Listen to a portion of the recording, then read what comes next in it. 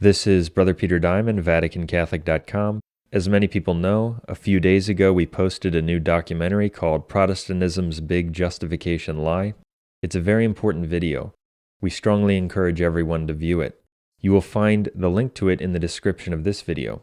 It proves that the position of the Protestant, Reformation on justification is, without any doubt, false. It does so by, among other things, demonstrating that the Protestant position contains a blatant contradiction at its core. The video also examines the views of various prominent Protestants. One of the many Protestants discussed in the video is James White. Now, what I want to mention in this particular video is that it came to our attention a few days ago that James White was asked by numerous people if he had seen our video. White indicated that he had viewed the video. He was asked if he would respond to it and the arguments in it. White implied that he would not be responding to it at all.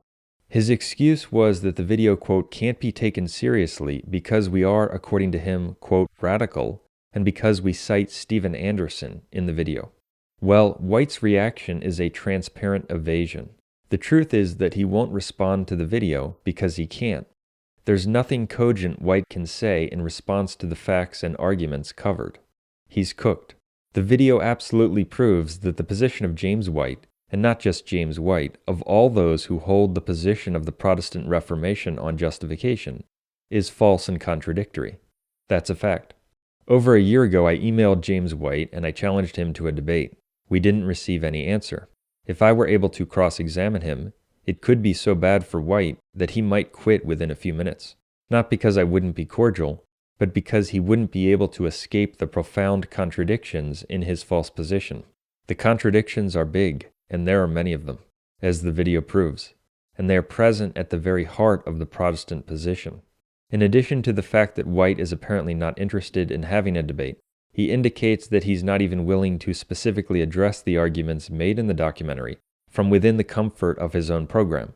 And what's so interesting about this is that if you're familiar with James White, you know that he's someone who will respond to and interact with almost anyone who comments on or critiques his material. He will address all kinds of groups and individuals, Protestants of various kinds, liberal homosexuals, Muslims, Mormons, people who claim to be Catholic, etc. He frequently responds to people who post articles, blogs, or videos that are not widely viewed at all. He will address those materials, review them on his program, etc., simply because they mention him or his material. Well, our videos have been viewed over 24 million times on YouTube. Our website, mostholyfamilymonastery.com, which can be accessed from vaticancatholic.com, has a higher Alexa traffic ranking than White's does. We have a larger outreach than almost anyone White would respond to on his program. So, this documentary comes out, which examines the position of the Protestant, Reformation and many Protestants. It cites his books, etc., and he says it isn't worth responding to. If you can't see that it's because he can't respond to it, and that he's terrified of the facts covered, then you're blind.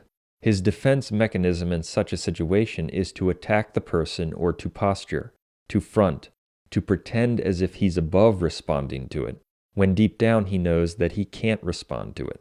His position is false, his gospel is false, and as the video proves, it's not just the position of White that's false, it's the position of the entire Protestant, Reformation, and everyone who adheres to it. Also, White's excuse that he won't respond to the video because we cite Steven Anderson is ridiculous and dishonest. Anyone who watches the video knows that Steven Anderson is not cited in the section on Reformed theology. Anderson is mentioned in the video later on, first briefly in the baptism section and then primarily in the section refuting the false position that a justified person cannot lose justification, a position White also holds that wouldn't last a few minutes in a debate. Yes, it is relevant to address someone like Anderson because he not only has many viewers, but his position is, as the video explains, an example of the full demonic conclusion of the false Protestant doctrine on justification. Anderson and numerous others have simply taken the false position of the Reformation to its logical conclusion. While Anderson's position is of course totally demonic and unbiblical, it's actually more internally consistent than the Reformed position of White and others. That's what the section on Michael Kruger shows.